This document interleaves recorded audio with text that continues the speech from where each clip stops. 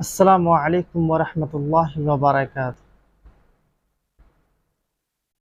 دوستو، میں امید کرتا ہوں کہ آپ سب خیریت سے ہوں گے انشاءاللہ۔ دوستو، یہ میرا فرسٹ لائیو ہے، تو میں آج اس لائیو میں یہ بتانے والا ہوں کہ مجھے لائیو کیوں آنا پڑا۔ تو دوستو، میں لائیو اس وجہ سے آیا ہوں، تو میری طبیعت بہت زیادہ خراب ہے، تو اس کے کارن میں نے سوچا کہ آپ لوگوں کو میں بتا دوں کہ میں ریگولر ویڈیو کیوں نہیں بنا پا رہا ہوں آپ سب کے خدمت میں۔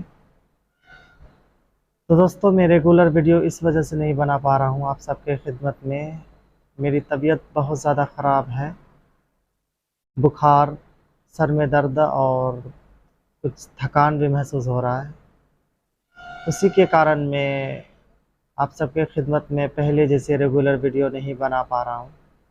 تو آپ سب سے ایک چھوٹی سی گزارش ہے کہ آپ سب ہمارے لیے دعا کریں تاکہ مجھے بیماریوں سے شفا ملے، میں پہلے جیسے ویڈیو آپ سب کے خدمت میں ہمیشہ ریگولر اسلامک ویڈیو لے کر کے حاضر ہوتے رہے۔